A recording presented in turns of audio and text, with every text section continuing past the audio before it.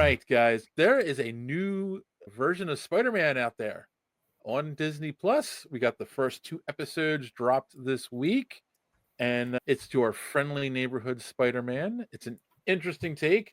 Before we get into it, I did want to point this out because I saw a thing where they were talking about they had a near perfect score on Rotten Tomatoes. So, right so far, it has a 97% on the tomatometer, so that's the critic score, and a 63% of the viewers. So Mm. I have a lot of thoughts on this. So I'm curious what you guys thought. Don't worry about spoilers. We're not going to do any of that stuff. Let me know. So I'm sure we've all at least watched the first episode. I watched the first 2, and of course our guest Tim. You can go first. What did you think of this take on Spider-Man? I thought it was fantastic. It took me about 5 minutes or so, no more than 10, to get used to the art. Me being an Yeah. artist, watching it for that mostly. And so I was like, oh, what if kind of art Mm. look to it. But after a few minutes, I was just like, this is great. Different take. I love the web shooters and just the whole thing. They make it look like it's like I said to my daughter, it's like a dumbed down Spider-Man into the Spider-Verse. So it still looked like a comic book, but it wasn't so. Those things were incredible artistically, but I think this was done really well. It was a lot of fun to watch. You know what I mean? A different take on it, and characters coming in that I didn't expect, which was really cool. And like you say, there's no spoilers, so I don't want to get into the details of it. But Oh, I meant usually we do like an initial take and then go to spoilers. I meant you guys can spoil all you want right now. This isn't a movie. It's on Disney Plus, so people can spoil away. That's what I meant. Yeah. The way that they had him get bit by the spider, I thought was cool. I didn't expect that at all. And then when I saw it coming out of what was it, a portal or something? Yep. One of Doctor Strange's portal. There's the multiverse coming in again. It's almost like when you get that lingering piece of shit dangling and your asshole closes up.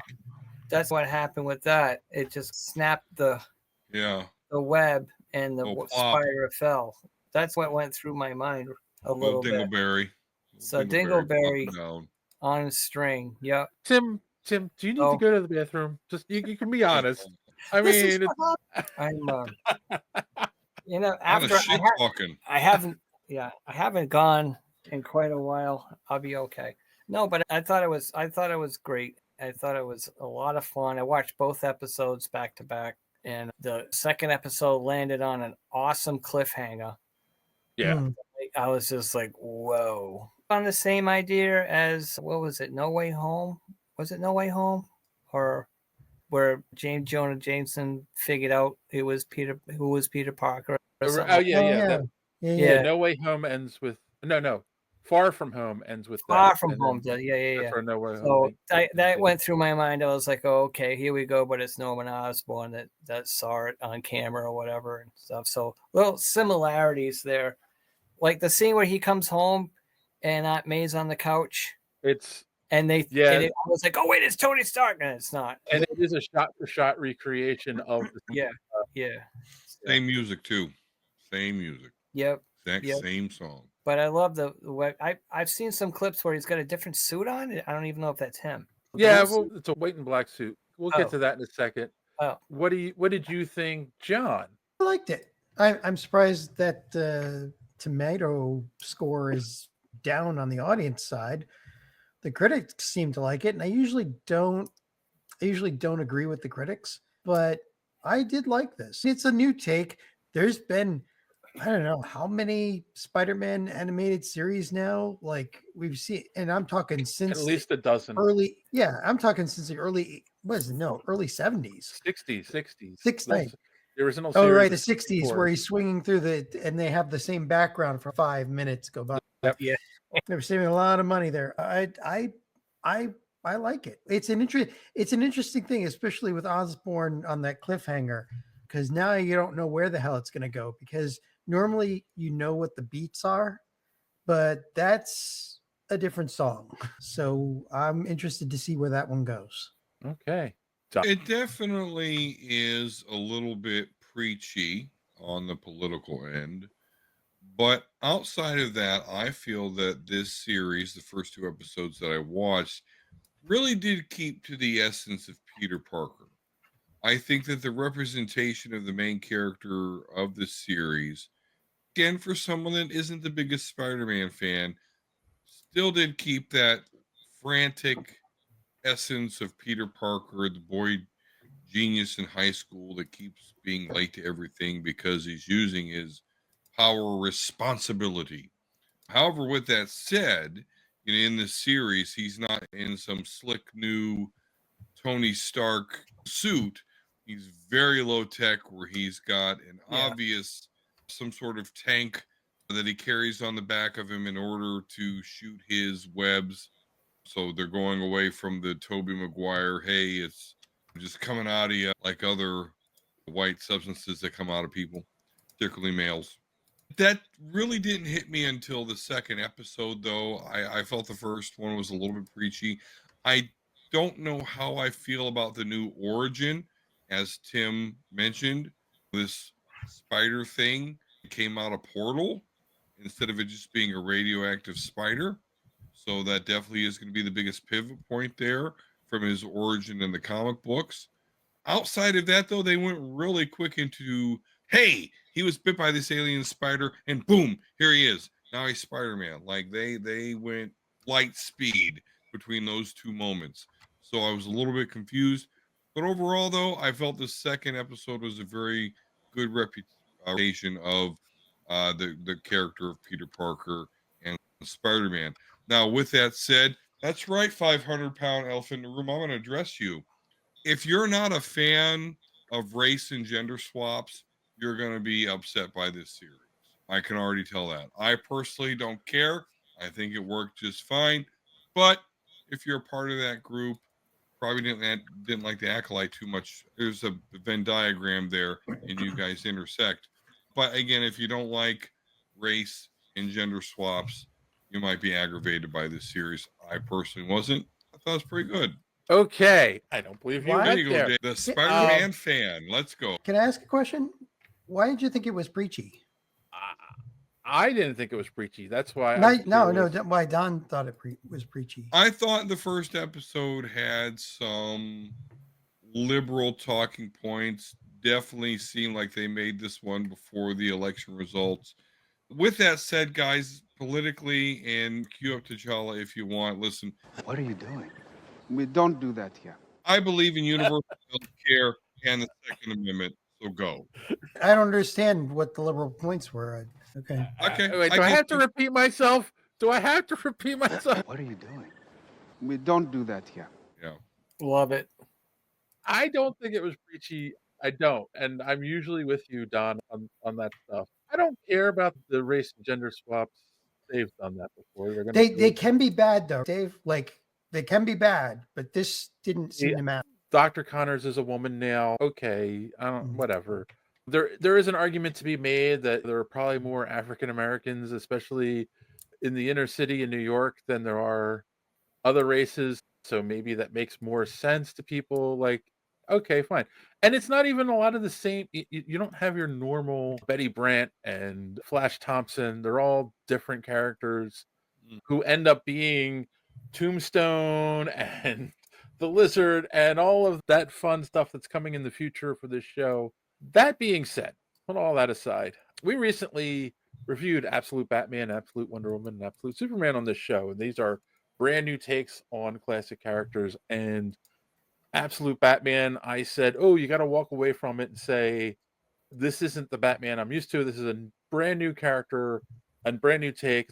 Okay, fine. And doing that, I was able to enjoy the book and take it for what it was. Absolute Superman, I felt like they deviated way too much from his origin, and I didn't like it. I thought it was too much, him having to use a thing to power himself up at night. I thought that was a stupid take. I didn't care for it. Absolute Wonder Woman, I felt like they kept very true to Diana's spirit in that book, and I enjoyed it, right? So we went the gambit on there. That being said, I'm going to keep watching it, but no, they went too far away from Peter Parker's Spider-Man origin from the comics for me in this. This is like why I don't like Ultimate Spider-Man. they went way too far away from the origin, tied him too much into Oscorp and him being created and changed it. But at least in that origin, they still kept the death of Uncle Ben. And with great power comes great responsibility, because that is Spider-Man's mantra. That is his battle cry. That is what makes Spider-Man Spider-Man. That's gone. Uncle Ben is already dead before he gets bit by the spider. You lost me. I'm done. Sorry. You've completely eliminated what makes Peter Parker Spider-Man. I'm out. Like, this is not Spider-Man anymore. This is some other character who has his powers, but that is not Spider-Man. Like, that's my take on it. Like, I'll keep watching it, but this is not Peter Parker Spider-Man. If you wanted to do a whole new character with those powers, okay, maybe. And the fact that they've changed everyone to try to do a fresh take, okay, fine. Put other people in his life to change where he goes, but still, you got to keep great power, great responsibility. You've lost that. You've lost the plot that fast. You don't know that it didn't happen. Like I think they I know do that know it happened. It's the whole point is he gets the powers and decides he wants to use the powers to make money for his family by doing the wrestling, or actually to get a car. And then he doesn't stop a thief because he's doing the wrestling thing, and that thief is the guy who kills his Uncle Ben. And that teaches him the lesson of the great power, great responsibility. He's got the powers when he does that. So they've already killed Uncle Ben before he gets the powers. So he's lost the whole. That's the whole point of the plot. That's what makes the origin brilliant in the original story. And that's why they've repeated it over and over again in all of the origin movies and comic books and everything that they've done. Like, how do you know that didn't happen? Because they didn't happen. He didn't have his powers because they skipped over that dead. point, because we've seen his origin so many times. I think they thought everybody's sick of seeing his origin every single time. Let's skip ahead and go. No, but we saw his origin. Story. We saw a spider come out of a portal, but we didn't see what happened with. We didn't see what happened with Uncle Ben and all. But Uncle Ben was already dead. No, you can't. No, like, and here's the thing: it works better in Civil War because they skipped over all of that. He's got his powers. Uncle Ben's dead. You don't know the backstory. You don't need to know the backstory because it's the same backstory, and we had the great power, great responsibility. Even though they repeated it when they killed Aunt May, which that's one of the things I thought was a mistake in the MCU. But yeah, like it to me, this isn't Peter Parker. This isn't Spider-Man. I'm not saying it's a bad show, but this is not Peter Parker. And so, real quick, Dave, why, if you had to summarize why it's not Peter Parker, why would you say that? Because I think what makes him a powerful character in fiction is the lesson, and you've thrown the lesson away. Without that, it's not the same character. It's not the same story. This guy, yeah. So Emery Guns. It's Marky Mark. Yeah. Hi, Mark. Right. Yeah. Yeah, but he's got a point. So the story changes and he learns responsibility in a different way. That's the same reason I hate Spider-Gwen. It is. You just don't mess with that story. Like, that's the story. Even in Ultimate Spider-Man, they kept it, eventually they killed Peter and Miles took over, and that was a well-done story as well. But yeah, like, nah. And that's the whole point. We're all allowed to like what we like. But here's a theory I have, and we talked about the spider coming out of the portal, and everyone's going, oh, that's a creature from another dimension. Doctor Strange never says that. We all know that Doctor Strange has the Eye of Agamotto, and in the MCU, and in this one, obviously, he can use it. It's got the time stone in it. He can control time. Maybe that's a creature from the future. That's Venom powered up, and somehow that spider is part of Venom, and that's how Peter gets his powers. So it's a time paradox. Is that what you want in your Spider-Man series, Dave? I want a true representation of Spider-Man. Yeah, since this isn't Spider-Man to me, they can do whatever they want. Okay, all right, there you have it. I don't know. What do you think? Because the creature does very much look like Venom, so it'd be weird that it's. Yeah, no, it's definitely a symbiote thing for sure, but absolutely, I think it's a major shift, and I don't really feel that well about it. That instead of getting his powers from a radioactive spider, now they're basically insinuating that he gets his power from some sort of symbiote alien bug thing. But outside of that, I don't think they're deviating from the Peter Parker character that much at all. It's like a what if thing, I think. Yeah. Yeah. Let's try this version. Technically, they're all what ifs, right? Every one of these animated series have had different situations, slightly different origins. They're all what ifs. So just depends on what your tolerance is for the variance. They So- should have had the spider bite him in his perineum. That would be something different. So there's only so much variance that we can tolerate. Hit him in the chin rest. That's right. Yeah. I went the Latin route. But I am a kiss your chin rest, honey. Yeah. You don't know what that means? Yeah, I know. oh my god. I didn't drink this week, so I had a couple tonight. I'm sorry. Where was I going? The argument of he can't learn. Here's a question. Okay, correct me if I'm wrong, but let's be honest. 99.9% of the people in the world, if they suddenly were bitten by a radioactive spider or got hit with gamma rays or whatever, Mhm. and were given superpowers, especially if they're a teenager, they're going to find a way to use those powers to benefit themselves. By jerking off. No! I'm sorry, John. I really don't want you to hate me. I So, could never hate you, and that's, Don, again, because that's Dark the- John would take me out. So that is what makes the character relatable, because most people would go and use the power to better their lives somehow. The whole idea is you've got these powers, you can't just use them for fun. He learns the ultimate lesson by losing his father figure in his life, and it's okay because I used them for wrong.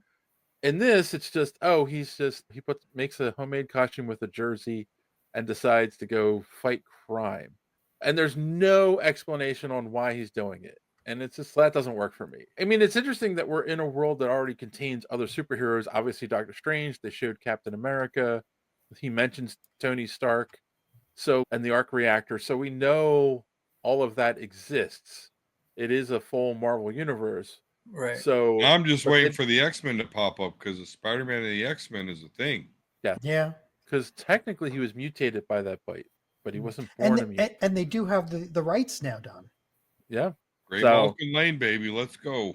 So that's my You're like- argument on why it doesn't work for me, Mark. Because I respect your opinion, Mark, but you're wrong.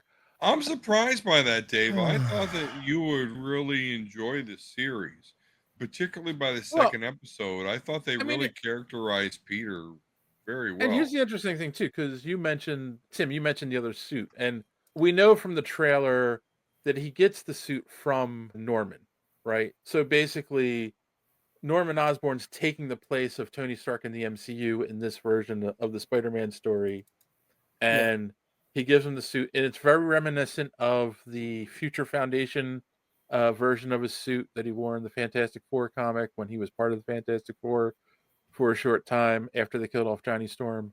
So that's the other thing that is weird to me. It's not even the red and blue. It's not the black. It's a white and black suit, which is again reminiscent of a short run costume he wore in the comics that no one cared for.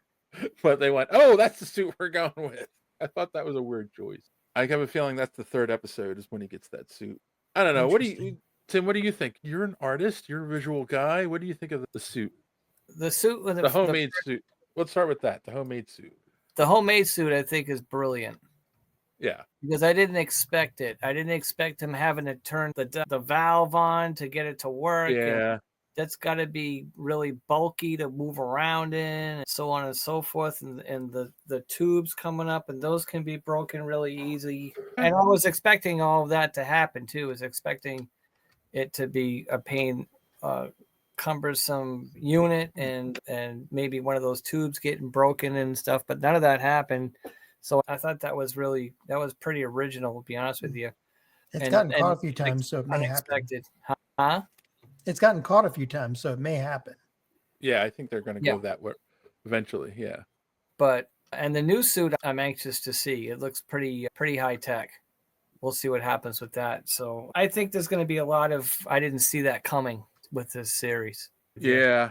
Because there's been so many Spider-Mans, animated Spider-Mans, and the movie Spider-Mans and all this stuff. And it all seems to be, what's the word I'm looking for? It all seems to be redone, rebooted, all the stuff. Yeah. Same story, same this, same that, same So this Mm. comes along and it's a completely what if Spider-Man was like this, and it almost seems like he's past all that responsibility shit.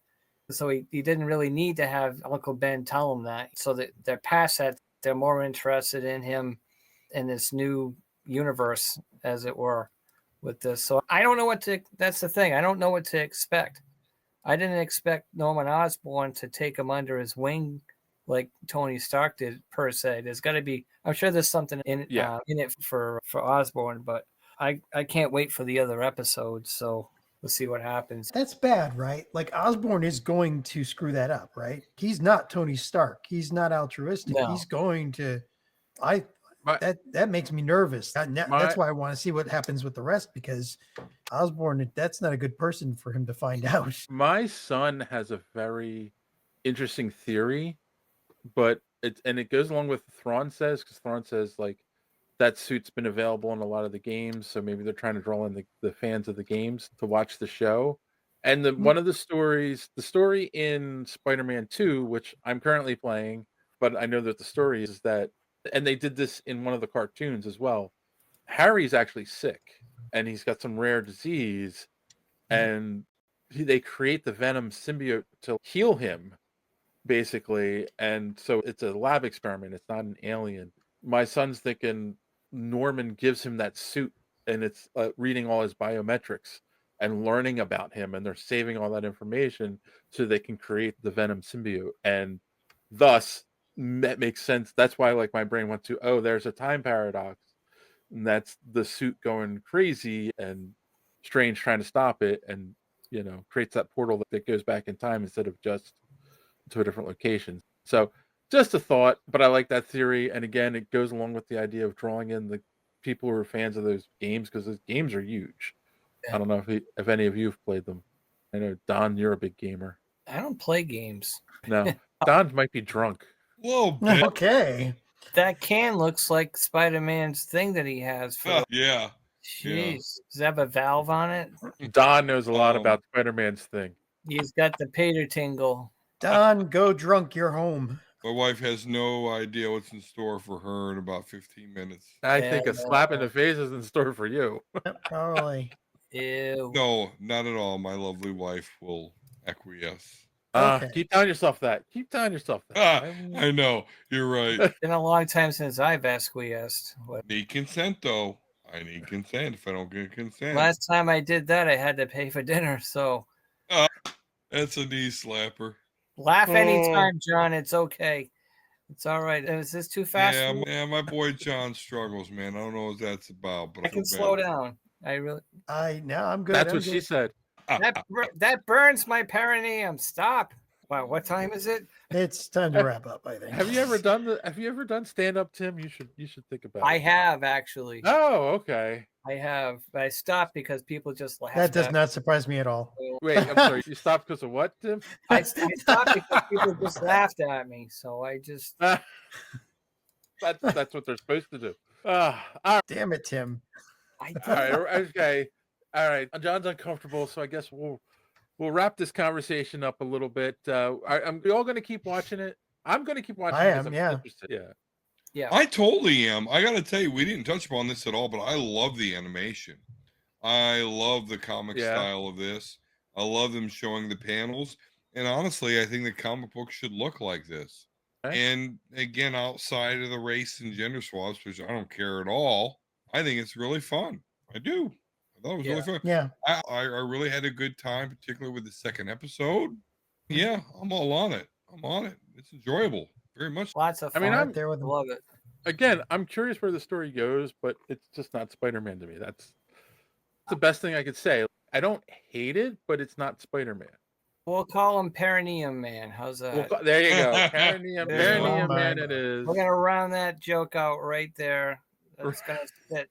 That's it. We're gonna round it out. Round it out right there. Oh, wait. Yep, Sorry. yep. Don't shave there. I ought to know. Thanks for watching this clip from the Superhero Speak podcast. And don't forget to watch us live every Sunday night right here on this channel. While you're here, hit the subscribe button and click the bell for notifications so you won't miss out on any of our great upcoming content. Speaking of content, don't forget to check out our website, superheroespeak.com, where you can find the podcast, links to our social media, merch, comic reviews, and so much more. That's superheroespeak.com. Thanks for watching, and don't let your cape be caught in the door. See you next time.